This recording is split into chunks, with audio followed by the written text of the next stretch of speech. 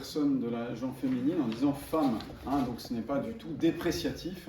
Il semble que ce soit une façon de s'adresser, polie et respectueuse aux femmes, puisqu'il emploie cette expression pour s'adresser à sa mère.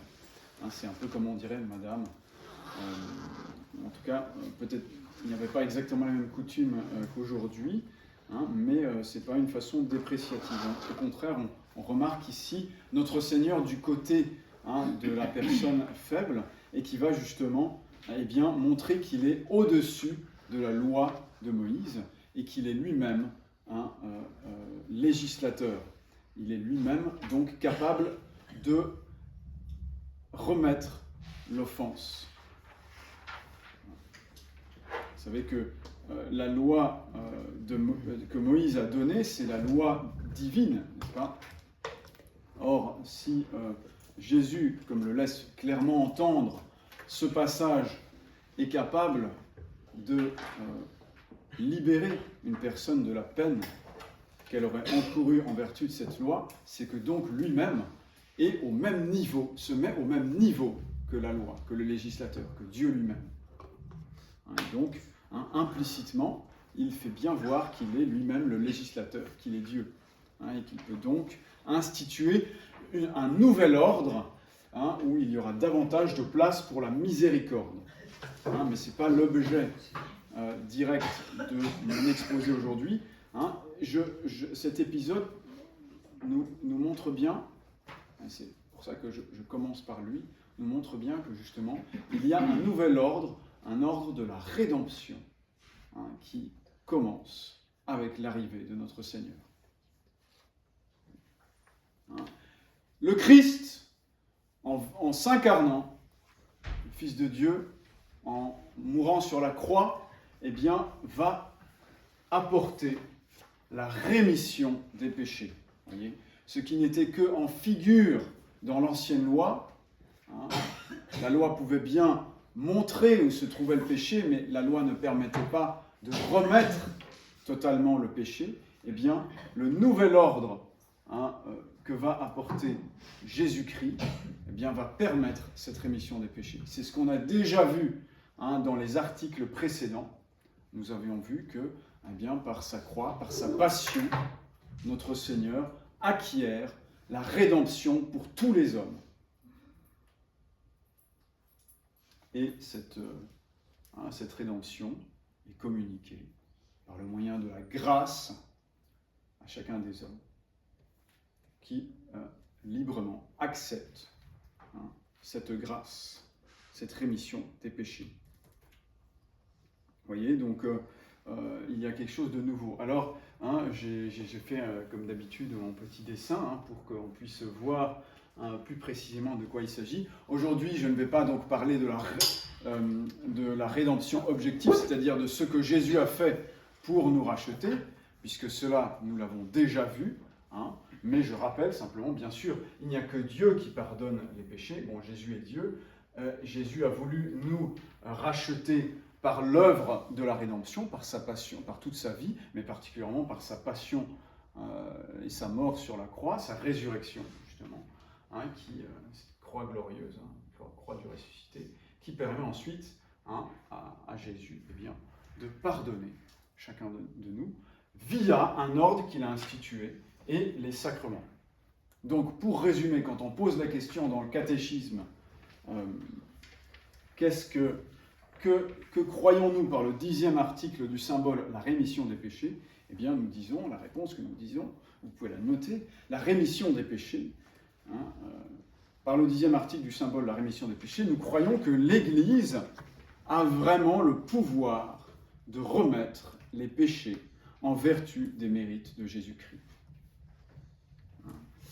Voilà. Nous croyons que ce n'est pas seulement Dieu, seulement entre guillemets, ce n'est pas seulement Dieu qui remet les péchés, mais que l'Église a vraiment le pouvoir de remettre les péchés en vertu des mérites de Jésus-Christ. C'est-à-dire que le Christ a institué un ordre qui nous permet un ordre sacramentel qui nous permet d'appliquer sur nous cette rémission des péchés, de bénéficier de cette rémission des péchés. Alors bien sûr, lorsqu'il y a rémission des péchés, c'est Dieu, c'est la divinité qui pardonne. C'est Dieu qui directement efface le péché dans l'âme. Mais il le fait en utilisant des instruments. L'humanité qu'il a assumée, l'humanité, on peut la comparer à un instrument, à la main que j'ai ici. On peut dire que l'humanité, c'est comme la main. La main est c'est un instrument qui est conjoint à ma personne. Il n'y a pas de distinction entre le Père Antoine et sa main. Quand la main agit, eh bien, c'est bien le Père Antoine qui agit. C'est l'humanité que le Fils de Dieu a assumée, eh bien, elle agit conjointement. C'est le Fils de Dieu qui est vrai Dieu et vrai homme. Vous voyez ? Et également au moyen de l'Église et des sacrements. L'Église et les sacrements, qui sont justement des instruments, non pas conjoints, mais séparés. Un peu comme un stylo. Vous voyez, si je prends un stylo, eh bien, c'est un instrument séparé. Eh bien, voilà, moi, mon instrument conjoint, mon instrument séparé, eh bien, avec ça, je vais écrire. Voilà, je vais faire un petit trait ici.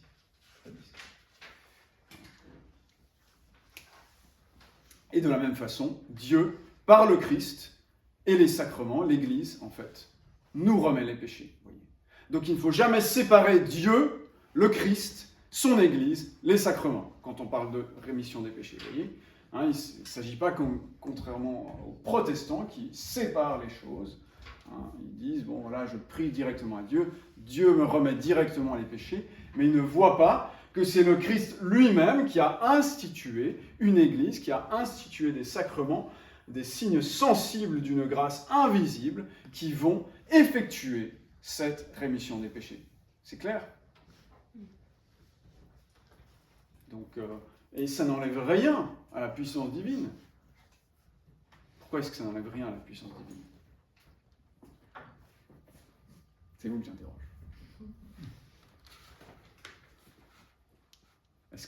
Est-ce qu'on est en train de dire que Dieu ne pourrait pas faire autrement que d'utiliser de l'eau pour remettre le péché originel d'un petit enfant ou d'un adulte quand il reçoit le baptême? Est-ce que c'est ça qu'on est en train de dire? Non. Il fait ce qu'il veut. Voilà, Dieu fait ce qu'il veut. C'est Dieu après tout. Dieu est libre. Dieu librement a pris ce moyen. Ce moyen, il aurait pu faire autrement. Il a pris librement ce moyen pour justement signifier et efficacement que, eh bien, notre péché était enlevé. Pourquoi est-ce qu'il a utilisé le moyen de l'eau? On peut le deviner. Pas les ministres, mais le moyen. Oui, pourquoi est-ce que c'est l'eau qui est le signe de la rémission des péchés dans le baptême? Vous le disiez tout à l'heure, parce que c'est un signe visible d'une... Oui, mais il aurait pu prendre une carotte. Oui, mais parce que ça a un sens, justement. Le sens de l'eau est très purificateur. Oui, ça mouille, c'est ça? C'est purificateur, ça nettoie, voilà. ça lave. Ça nettoie, ça lave. Merci, c'est ce que j'essaie de vous faire parler. Donc, bien sûr, de même que l'eau lave, l'eau donne la vie aussi, et elle fait vivre, et bien de la même façon, eh bien, la grâce enlève le péché et donne une nouvelle vie. Vous voyez, c'est ce qu'on avait vu avec la grâce sanctifiante. Elle est à la fois purificatrice et en même temps vivifiante. C'est mieux qu'un remède, c'est plus qu'un remède, c'est aussi un énergisant. Voilà, des vitamines. Bon, alors, maintenant, j'ai déjà un peu vendu la suite de mon exposé, qui est assez facile. Par quels moyens pouvons-nous obtenir dans l'Église la rémission de nos péchés? Eh bien, il faut distinguer entre les différents types de péchés. C'est ce qu'on va faire.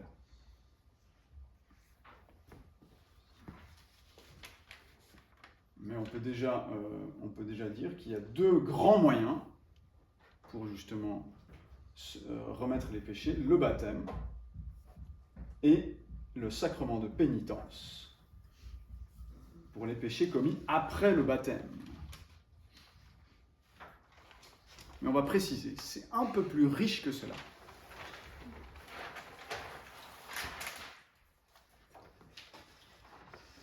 Donc on distingue les péchés originel du péché personnel. Qu'est-ce que cette distinction? Qui est fort en catéchisme ici? Bon, vous savez? Camilo, je vous vois. Quelle est la différence entre le péché originel et le péché personnel? Le péché originel, c'est le péché d'Adam. Oui. Et qui est transmis à chaque être humain. Et de génération en génération. Oui. Et le péché personnel, ce sont les péchés commis par chacun.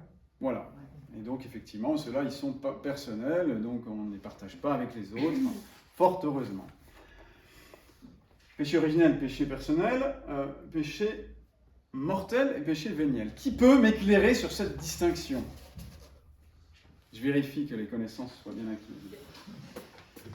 Le péché mortel nous enlève de notre état de grâce. Oui. Donc nous coupe le lien avec l'amour de Dieu. Oui, pourquoi est-ce qu'on l'appelle mortel? Parce qu'il nous envoie en enfer directement si on meurt. Il nous envoie en enfer, oui, c'est vrai. Il va contre les commandements de Dieu, oui, mais pourquoi est-ce qu'on dit mortel justement? Il coupe la vie de la grâce. Voilà. Ça nous coupe de la grâce. C'est ça. Voilà, donc on peut dire que cette vie d'amitié avec Dieu est tuée. On tue en fait notre âme surnaturellement. Bien sûr, on reste vivant naturellement, mais surnaturellement, eh bien, nous mourrons. C'est terrible. Le péché véniel, quelqu'un est fort en latin ici? D'où vient le mot véniel? Les dames plus anciennes, pardon, vous êtes très jeunes, mais des bons latinistes. C'est ça? Vénéneux. Non, c'est pas vénéneux, non. Qu'est-ce que le péché véniel? Ça vient pas de veni vidi vici, non? C'est la venia, signifie le pardon. En fait, c'est un péché qui est pardonnable. Pourquoi est-ce qu'on fait cette distinction? Parce que en fait, le péché véniel, vous n'avez pas besoin d'une démarche particulière, d'un secours particulier de la part de Dieu. Vous pouvez, par vos efforts, en fait, moyennant la grâce bien sûr, mais sans effort particulier, puisque vous restez en état de grâce, vous pouvez en fait l'enlever. Tandis que le péché mortel, eh bien, comme on a tué la vie de la grâce en nous, on ne peut pas se la redonner à soi-même. C'est pour ça que je prends cette image empruntée au cardinal Journet qui imagine un tableau. Bon, j'ai essayé de dessiner la Joconde, j'ai pas réussi. Un tableau sur lequel il y aurait de la poussière, parce que vous faites pas souvent passez pas souvent le plumeau chez vous, donc il y a un peu de poussière qui s'accumule sur le tableau.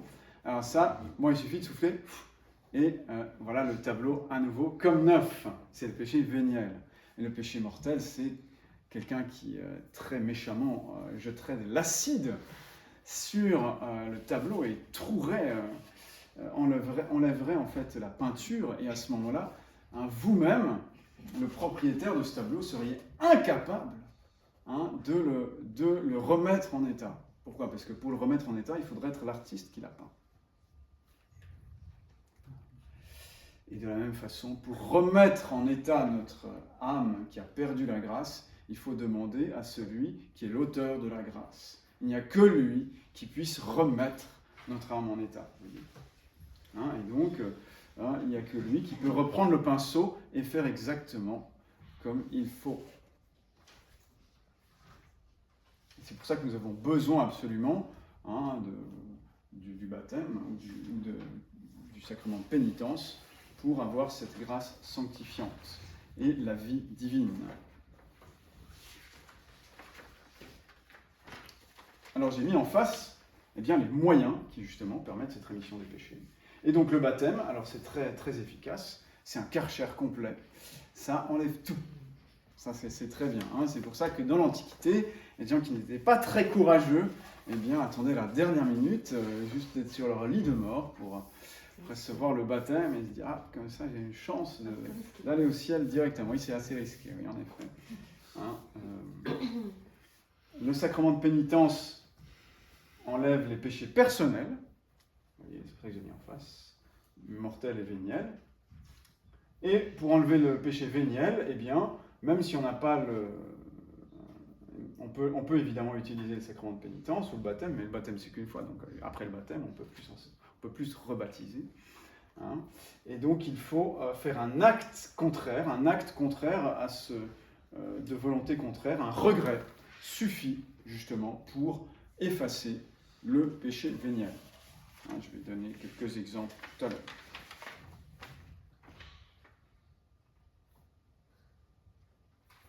Mais juste pour revenir sur le baptême, hein, il faut bien avoir conscience, tous les péchés sont remis par le baptême, certes, hein, mais on ne triche pas avec le baptême. Hein. Imaginons quelqu'un qui ne serait pas baptisé de façon sincère ou qui ne regretterait pas ses péchés, en fait les péchés commis avant, eh bien il poserait un obstacle. Il recevrait bien validement le baptême, il serait réellement baptisé, mais il n'y aurait pas l'effet.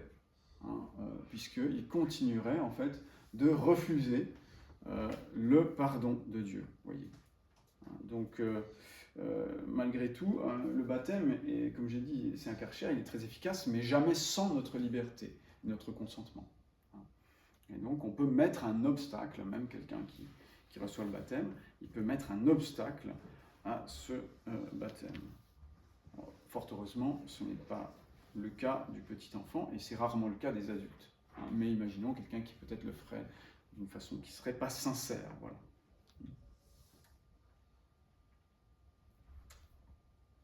Comme vous le savez, on l'avait vu la dernière fois, je crois, avec la question des indulgences, il n'y a pas que le péché, il y a aussi les peines dues au péché. Hein, c'est ça qui est notamment remis par les indulgences. On va revoir ça à la fin de mon exposé, mais l'avantage du baptême, hein, on s'en souvient, c'est que justement, il efface non seulement tous les péchés, mais également les peines dues au péché. Donc vraiment, c'est efficace, c'est ce qu'il y a de mieux. Il est très bon de mourir juste après. Hein. Voilà, c'est ça. Alors, quand même, bon Dieu ne nous fait pas mourir juste après, parce que en général, on peut quand même grandir dans la charité, dans la sainteté, donc il ne faut pas tomber dans une sorte de surnaturalisme. Mais en effet, votre remarque est très juste. Est-ce que c'est bien appuyé, la doctrine que je vous ai enseignée, est-elle bien appuyée sur l'Écriture? Alors, premièrement, nous allons voir, hein, nous sommes des protestants sceptiques, et nous nous demandons, mais est-ce que vraiment cette invention de distinction entre péché et mortel, bon c'est bien gentil, l'image du tableau et tout, le cardinal journal et tout ce qu'on veut, mais est-ce que ça se trouve vraiment dans la Bible? Alors là, nous aussi on est très fort, hein, peut-être un peu moins fort, on ne va pas mettre des épingles dans la Bible pour trouver le passage qui nous plaît, mais on renvoie tout d'un coup, hein, Augustin, vous pouvez nous lire le passage numéro 6 de la première épître de Saint Jean, le 6e ici. Ok. Alors, Quelqu'un voit-il son frère commettre un péché ne conduisant pas à la mort? Qu'il prie et Dieu donnera la vie à ce frère. Il ne s'agit pas de ceux qui commettent le péché conduisant à la mort. Nous avons ici, dans la première épître de Saint Jean, le passage qui établit scripturairement la distinction entre péché mortel et péché qui n'est pas mortel. Alors il n'utilise pas le mot véniel, mais il dit bien qu'il y a un péché qui conduit à la mort et il y a un autre péché qui ne conduit pas à la mort. Voilà, donc ici nous avons un fondement très clair, hein, de cette distinction. Qu'il y ait une distinction aussi entre le péché originel et le péché personnel, ça c'est très clair, hein, d'après l'enseignement même de l'Écriture sainte, où on voit que le péché est transmis aux descendants, hein, et qu'on voit bien que nous-mêmes nous commettons des péchés, donc c'est pas quelque chose qui est facile à contester. Et maintenant, alors est-ce qu'on peut dire que réellement, eh bien, il y a cette puissance, hein, dans l'Église, dans les sacrements, de remettre les péchés? Ou est-ce que ce sont uniquement des symboles pour nous instruire, qui n'ont pas en eux-mêmes le pouvoir? Alors, d'abord, l'Église a-t-elle reçu ce pouvoir? Mounir, voudriez-vous nous lire le 3e passage? Hein, ici, c'est après la résurrection du Christ, il voit les apôtres. Il souffla sur eux et leur dit : Recevez l'Esprit Saint, ceux à qui vous remettrez les péchés, ils leur seront remis, et ceux à qui vous les retiendrez, ils leur seront retenus. Voilà, ici nous avons très clairement l'énoncé d'un... Qu'est-ce qu'on remarque? C'est pas moi qui parle, c'est vous. Qu'est-ce qu'on remarque? Qu'est-ce que le Christ donne ici, avec l'Esprit Saint? Bien sûr, il leur fait recevoir l'Esprit Saint, d'accord? Mais qu'est-ce qui est donné avec cet Esprit Saint? Une délégation de pouvoir. Une délégation, oui, pardon? Une délégation de pouvoir. Pouvoir. Puisque c'est eux, c'est à eux de remettre ou de retenir. Vous voyez? Donc il y a bien un rôle qui est joué par le ministre, par l'apôtre, et évidemment les successeurs des apôtres, les évêques et les prêtres. Il y a un rôle de juge. Qu'est-ce qui prononce le juge? Oui, la sentence, mais quel type de sentence? Alors, acquitté ou condamné. Bon, c'est pas exactement comme ça que ça se passe au tribunal de la pénitence. C'est un peu plus miséricordieux, mais ça y ressemble fort. Soit on donne l'absolution, soit, malheureusement dans certains cas, c'est rare, on ne donne pas l'absolution.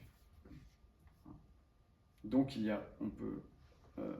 on remet le péché ou on le retient, c'est-à-dire qu'on ne donne pas l'absolution parce que la personne ne veut pas, en fait, le pardon.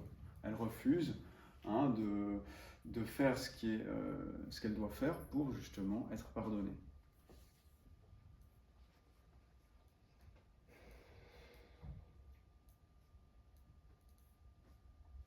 Ensuite, bon, les deux citations suivantes sont faciles à comprendre. Pierre leur dit dans les Actes, « Convertissez-vous, que chacun de vous se fasse baptiser au nom de Jésus-Christ pour la rémission de vos péchés, et vous recevrez le don du Saint-Esprit. » Voilà, donc là, c'est très clairement dit. Le baptême est un moyen nécessaire. Que chacun de vous se fasse baptiser au nom de Jésus-Christ pour la rémission de vos péchés. Et ensuite, la première épître de Saint Pierre, c'est « Ô préfigurer le baptême qui maintenant vous sauve, vous aussi. » Là encore, très clairement, on voit que c'est le baptême, donc la baignade dans l'eau elle-même, qui a un effet spirituel. Et ce n'est pas purement symbolique, puisque nous lisons la suite, non pas la purification qui ôte les souillures du corps, mais celle qui consiste dans la demande faite à Dieu d'une conscience bonne par la résurrection de Jésus-Christ. D'ailleurs, les anciens l'ont très bien remarqué, le fait d'être plongé dans l'eau et d'en ressortir, ça ressemble en fait à une mort. Alors qu'est-ce qui meurt là? Qu'est-ce qui meurt dans ce baptême? Vous le savez évidemment, vous êtes tous baptisés. Le vieil homme meurt et il ressuscite à la vie nouvelle avec le Christ. Voilà, je vous ai dit qu'aujourd'hui ce serait révision, donc c'est bien, je m'aperçois que j'ai des gens instruits, ça me permet d'aller un peu plus vite. Et donc on va pouvoir entrer dans des détails plus techniques, c'est plus intéressant. Le sacrement de pénitence.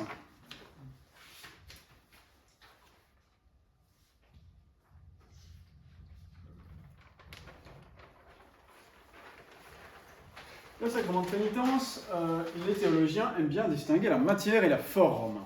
C'est une façon très facile et intelligente de se souvenir en quoi consiste un sacrement.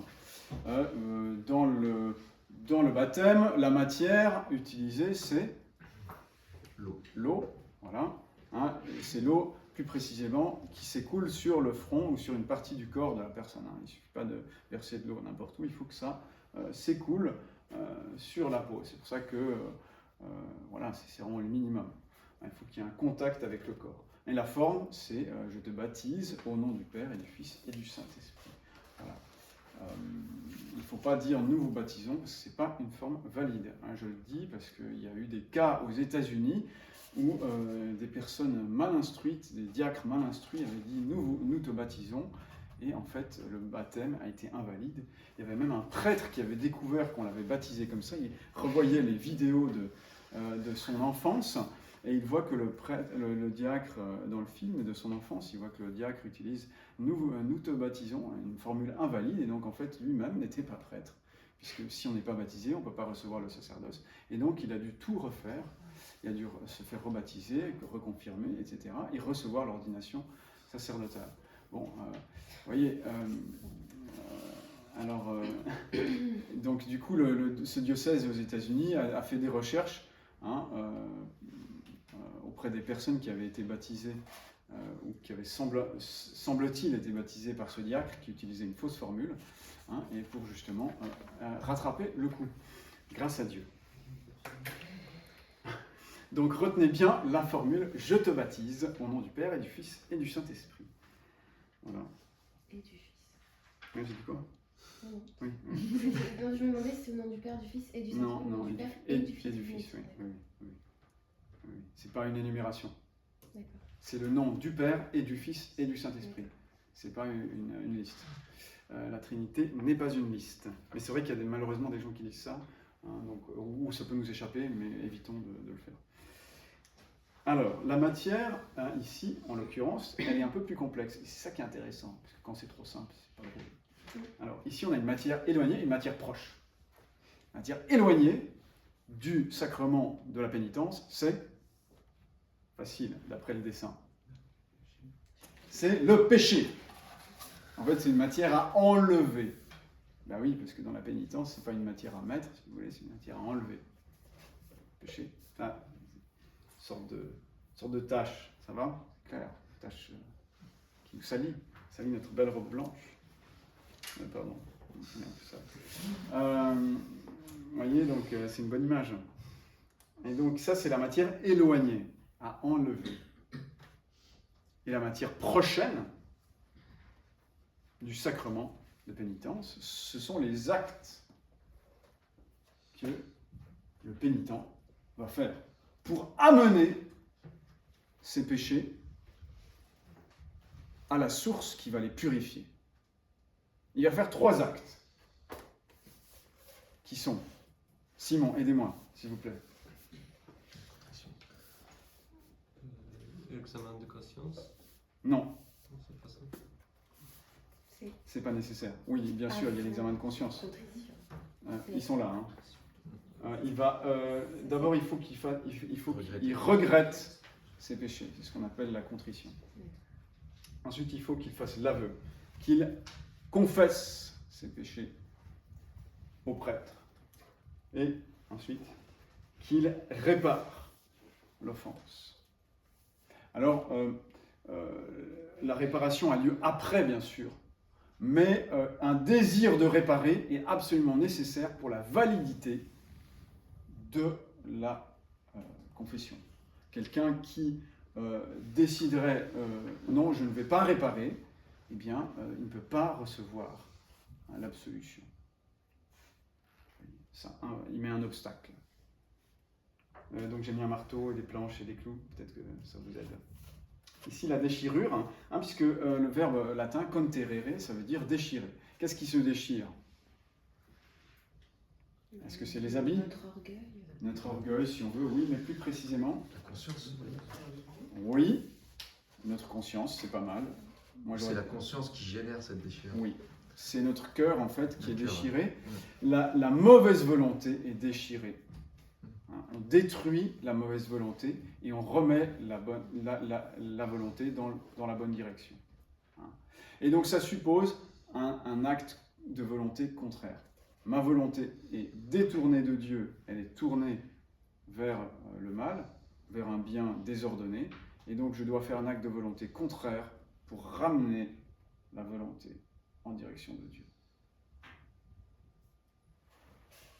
C'est pour ça que l'enfer, c'est extrêmement logique, quoi, parce que la personne, elle meurt en étant opposée à Dieu, en allant dans l'autre direction que Dieu, et donc elle ne peut que rencontrer le malheur dans cette direction qui est l'opposé du seul être qui peut la rendre heureuse. Quand la mort surprend l'âme dans un état détourné de Dieu, eh bien, cette personne, forcément, sera malheureuse éternellement. Voyez. Bon, la contrition, c'est justement cette déchirure qui consiste à faire un acte de volonté qui va dans le sens inverse de celui de notre péché. Alors, ce regret, il est valable aussi bien pour le péché mortel que pour le péché vénial. Mais il est absolument nécessaire. Sans le regret des péchés, eh bien, on ne peut rien faire. Et même un acte de contrition peut suffire à retrouver l'état de grâce, qui peut m'expliquer la distinction entre 2 types de contrition. Parfait. Voilà. En fait, tout le monde connaît très bien. Complète. Donc, pardon. Il faut que ce soit la contrition parfaite. Alors, donnez-moi un texte d'autorité qui nous permet de facilement nous rappeler ce que c'est que la contrition parfaite. Une prière qu'on récite souvent, normalement, si on se confesse. L'acte de contrition. Mon Dieu, je crois fermement mon Dieu, j'ai un très grand regret de vous avoir offensé, un bon, infiniment aimable, et que le péché vous déplaît. Alors, qu'est-ce qui est intéressant dans l'acte de contrition? C'est que, en fait, on montre bien quel est le motif de la contrition parfaite. Quel est le motif de la contrition parfaite? Eh bien, c'est l'amour. C'est la charité. Et parce que vous êtes infiniment bon, infiniment aimable, et que le péché vous déplaît. Et donc, on ne dit pas j'ai un très grand regret de vous avoir offensé parce que j'ai peur d'aller en enfer, parce que j'ai honte de la laideur de ce que j'ai fait. Vous voyez? Non, c'est pas pour ça. J'ai un très grand regret parce que vous êtes infiniment aimable et que le péché vous déplaît. Vous voyez? On prend souvent cette image des 2 petits bergers qui s'occupaient du troupeau de leur papa. Et il y a un des moutons qui, par leur négligence, puisqu'ils sont un peu distraits, il y a un des moutons qui tombe dans un ravin et qui meurt. Et alors, les 2 petits bergers réagissent très différemment. Il y a le premier petit berger qui dit « Oh là là, il y a un des moutons qui est mort là, oh là là, qu'est-ce qu'on va ramasser de la part de papa, oh là là, ça va être terrible. » Et puis l'autre petit berger qui dit « Oh, le petit mouton est mort, papa aura bien de la peine. » Vous voyez? Donc le premier avait peur pour lui, il était dans une attitude plutôt servile, et le deuxième a déjà la contrition parfaite, puisqu'il a justement il est triste d'avoir fait de la peine à Dieu, parce que Dieu l'aime et que lui aime Dieu. Vous voyez. Et donc plus on aime, plus on passe justement de cette crainte, cette crainte de Dieu à davantage d'amour. Mais la crainte est toujours nécessaire et utile pour nous maintenir et nous aider à aller sur le droit chemin. Vous voyez, ce qui est formidable, absolument génial dans la religion catholique, vous voyez, c'est qu'elle est profondément humaine. Dieu sait qu'on ne peut pas facilement, du premier coup, être des champions de sa religion, et que nous sommes faibles et souvent même assez égoïstes. Et donc il nous prend où on est. Et donc en fait, il sait bien que beaucoup d'hommes vont être surtout conduits en fait au repentir par la peur ou par la honte, plutôt que par la charité seulement. Et donc c'est pour ça qu'il a institué le sacrement de pénitence.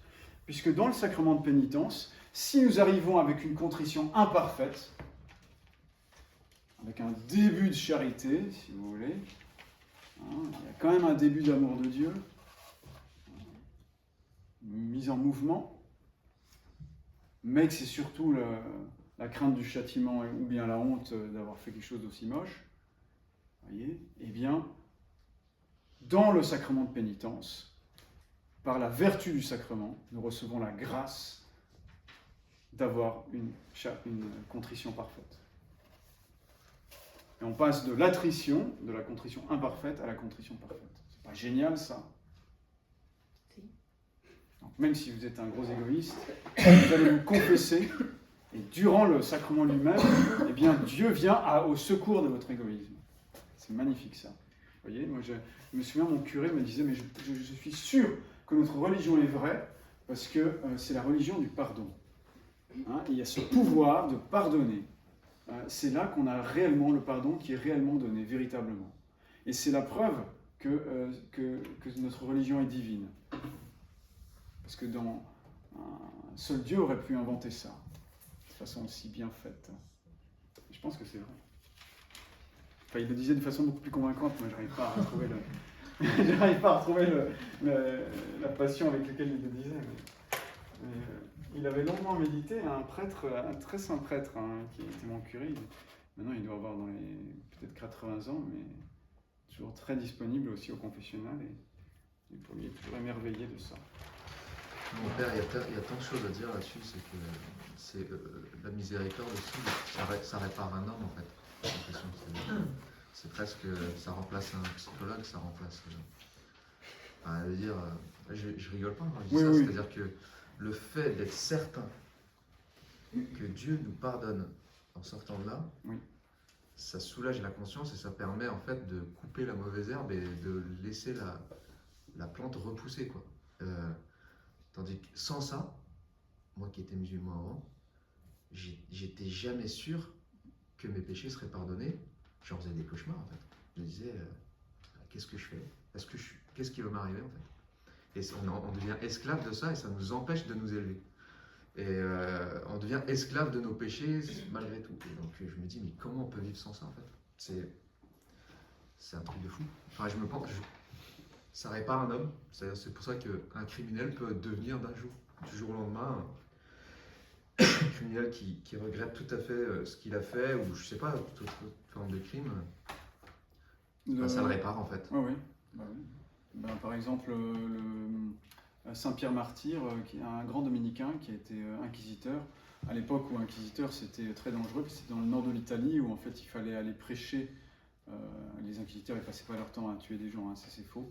Hein, la plupart du temps ils prêchaient et en fait ils faisaient des grandes prédications de conversion pour donner l'occasion justement aux hérétiques de se convertir. Éventuellement ils faisaient des systèmes aussi d'enquête. Mais en fait, il était très fort pour justement ramener en fait les manichéens. Il y avait des manichéens, des hérétiques dans le nord de l'Italie, et à tel point qu'en fait, ils le détestaient. Ils détestaient Saint-Pierre de Vérone, et donc ils ont décidé de le tuer. Il y en a un notamment qui l'a tué. Il a un coup sur la tête. Il est mort en fait en écrivant. Il n'arrivait plus à parler, donc il a écrit le credo. Il a commencé à écrire le credo avec son sang. C'est très beau comme mort. Vous voyez, on a perdu la parole parce qu'on s'est fait fendre la tête, mais on peut encore écrire le credo. Et Carino, son assassin, a été touché par la grâce, s'est converti et est devenu lui-même un dominicain, un frère dominicain, qui a édifié tout le monde par sa vie. Vous voyez, c'est magnifique ça.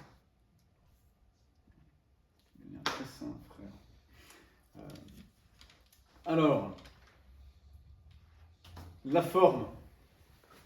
Ce sont les paroles du prêtre qui vont justement venir, qui sont en fait les paroles de Jésus lui-même, qui du haut du ciel donne l'absolution des péchés avec la main tendue et le signe de croix.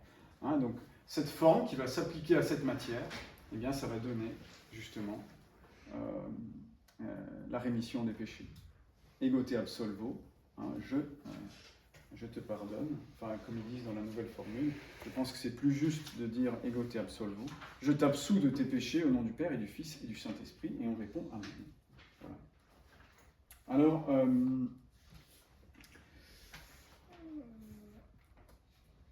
on est tenu de dire tous les péchés mortels, comme depuis la précédente bonne confession, leur nombre,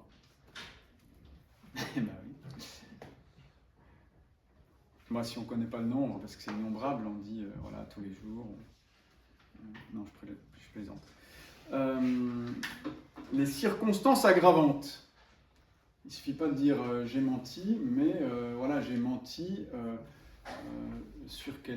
propos de quelqu'un et ça a gravement entaché sa réputation. Ou j'ai menti pour obtenir une place de travail et qu'une autre personne plus qualifiée que moi n'a pas obtenu grâce à mon mensonge. Vous voyez? Donc le mensonge, là, il est qualifié. Ce genre de circonstances aggravantes, ou au contraire atténuantes, peuvent être... c'est surtout la circonstance aggravante qui doit nécessairement être accusée. De même, par exemple, voilà, voler, voler d'accord, mais si j'ai volé dans une église, c'est plus grave, c'est un sacrilège. Celui qui regrette vraiment son péché est nécessairement désireux de le réparer, pour autant qu'il dépend de lui. Vous voyez, donc c'est pour ça que ça fait vraiment partie du sacrement de pénitence. Les péchés oubliés rendent-ils invalide le sacrement? Voilà, ça c'est involontaire. D'accord, c'est involontaire. Et donc comment est-ce qu'on fait alors? On court se reconfesser? Si ça nous revient à la mémoire, oui. Si ça nous revient à la mémoire, voilà, oui. c'est bon. On n'est pas tenu absolument de courir se reconfesser tout de suite. On le dira à la prochaine confession. Alors, comment faire? On a un péché mortel sur la conscience, et on ne peut pas, voilà, évidemment, on se rend compte qu'on a commis un péché mortel. Qu'est-ce qu'on fait? Première chose, avant tout, Acte de contrition. on fait un acte de contrition. Pourquoi? Monia, vous avez répondu, il faut répondre jusqu'au bout. Pour être dans... Que se passe-t-il? La disposition. Ah, pour son- Quand vous faites un acte de contrition? C'est qu'on regrette d'avoir D'accord? blessé. Oui, mais pourquoi vous le faites? C'est uniquement parce que vous avez dit de le faire? Non, il y a une raison. Il y a un effet. Pour retrouver, Se relier à Dieu. retrouver la grâce. Exactement. Vous retrouvez l'acte de contrition sincère. Hein, alors évidemment, on ne sait pas à quel point notre acte de contrition a été parfait. Mais on fait tout pour faire un acte de contrition parfaite, pour revenir dans l'amitié de Dieu. Vous voyez? Un acte de contrition, en fait, qui inclut nécessairement le désir de réparation, théoriquement, suffirait à me remettre dans l'état de grâce. Et je n'aurais pas besoin même d'aller au confessionnal, théoriquement. En réalité, il faut toujours aller se confesser, non seulement parce que je ne me rends pas compte, je n'ai pas la certitude, comme disait très bien Augustin, je n'ai pas la certitude d'avoir eu la contrition parfaite, mais surtout parce que c'est Jésus lui-même qui a institué l'ordre sacramentel. Et donc je ne peux pas regretter vraiment et en même temps refuser le moyen que lui-même a donné pour justement retrouver l'amitié avec lui. Vous voyez? Vous voyez comme Dieu est cohérent. Donc, Quelque part, mon père, si à chaque fois on fait des contritions parfaites, Oui. on n'aurait pas la nécessité d'aller se confesser. C'est dangereux. Ah mais j'ai compris ce que vous dites, mais je veux dire juste pour que ce soit bien clair dans ma tête. Bah si, ça n'enlèverait pas... Abstraction faite du reste, peut-être. Oui. Mais on ne vit pas dans l'abstrait, on vit dans le concret. Oui. Concrètement, vous ne savez pas si votre contrition était parfaite, c'est impossible à savoir. Dieu qui peut le savoir. Et d'autre part, comme je disais, Dieu lui-même vous a donné le moyen de la confession. Et donc, vous ne pouvez pas, en étant sincère, refuser un moyen qu'il lui-même a donné pour ça. Vous voyez, donc, quand on parle abstraitement, on peut éventuellement l'envisager, mais concrètement, c'est pas possible. Je ne sais pas si vous êtes d'accord, mon père, ça va? Non, j'ai su le contrôle d'un théologien plus expérimenté, donc pas que je dise de bêtises. Alors, je termine parce qu'on a déjà bien fait des révisions et je vois que vous êtes très fort. Donc, j'ai essayé de dessiner le capitaine Haddock, mais j'ai pas vraiment réussi. Moi, je reconnais. Tonnerre de Brest. Pourquoi est-ce que j'ai dessiné ça? Est-ce que le péché a 3 conséquences néfastes? Il y a plein de conséquences néfastes, mais d'une part, il y a la faute, c'est-à-dire j'offense Dieu, je me coupe de Dieu. Je me coupe de Dieu dans le cas du péché mortel, dans le cas du péché véniel, je ne me coupe pas de Dieu, mais quand même j'offense Dieu. Il y a la peine, c'est-à-dire le désordre qui est introduit dans le monde et dans l'ordre voulu par Dieu. Et c'est pour ça que je dois faire une réparation. C'est aussi pour ça qu'il y a un purgatoire. Même si j'ai confessé, si j'ai fait des actes de contrition parfaite, eh bien, je n'ai pas réparé suffisamment. Mais il y a un troisième élément qui entre dans le péché. Une troisième conséquence néfaste du péché. Bonjour Léa. Quelqu'un s'en souvient-il? C'est facile. C'est écrit, c'est écrit. Ah oui, c'est l'habitude. Oui. Ah bon, d'accord. Et donc c'est la bonne habitude, non? C'est ça? Non, c'est le vice. C'est le vice. Voilà. Donc, eh bien ça, évidemment, je ne sais pas si vous avez remarqué, mais ça ne disparaît pas dans la confession. Alors, bonne remarque. Ici, c'est pas moi qui ai fait ce tableau, c'est l'abbé Laguerre. Donc je l'ai piqué de chez lui. Je trouvais très intéressant. Alors vous allez m'aider. On est d'accord qu'après le baptême, il reste 0 faute. On est d'accord. Après le baptême, est-ce qu'il reste un peu de peine à réparer? Non. On est d'accord, 0. D'accord. Est-ce qu'il reste, après le baptême, des mauvaises habitudes de celles que j'avais contractées avant? Oui. Bah oui. Ah bon? Oh là là. Oui, vous avez raison. Donc je mets 1,5 parce que Ce serait le baptême a quand même un effet. Il attaque quand même les mauvaises habitudes, hein, puisqu'il va casser, il va donner une nouvelle vie, justement, et il va aussi casser en partie, hein, justement, le péché. Comme il va enlever le péché original, il va casser un peu ce qui est à la source de la mauvaise habitude. Mais la mauvaise habitude demeure. Hein, quelqu'un qui était justement, comme le capitaine Haddock, grand amateur de whisky avant son baptême, eh bien, après son baptême, devinez quoi? Il reste amateur de whisky. Jusqu'à l'excès. Et oui. Voilà. Alors la pénitence. Après le sacrement de pénitence, combien reste-t-il de fautes? 0. 0. Voilà, on est d'accord. Non, il y en a qui ne sont pas d'accord? Voilà, ça enlève tout quand même, heureusement, c'est ce qu'on disait. Mince, j'ai mis mon correctif là. Hop.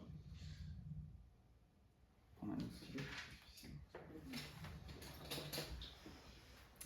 Alors, hein, après la pénitence, reste-t-il un peu de peine à réparer?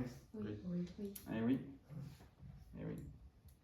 C'est pour ça d'ailleurs qu'on nous donne une pénitence qui en général est bien en deçà de ce qui est strictement nécessaire.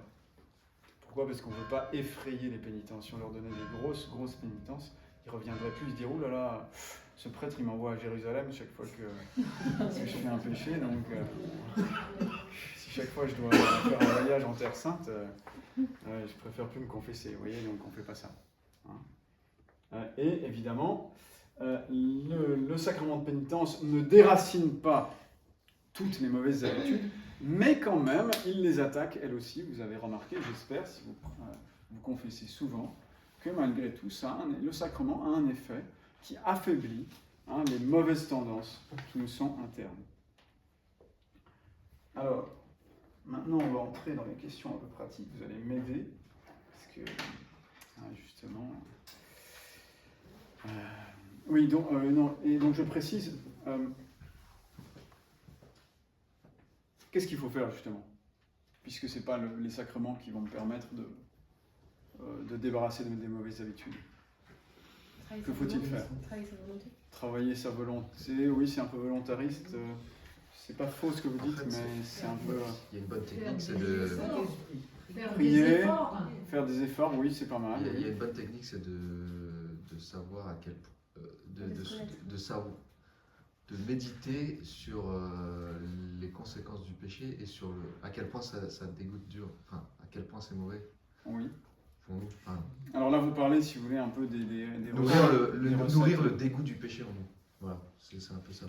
Alors là, vous parlez un peu des recettes, c'est pas tellement de ça que je parlais, mais c'est pas faux ce que vous dites. Connaître ses faiblesses. Oui, connaître ses faiblesses, bien sûr, mais bon, elles sont là, donc...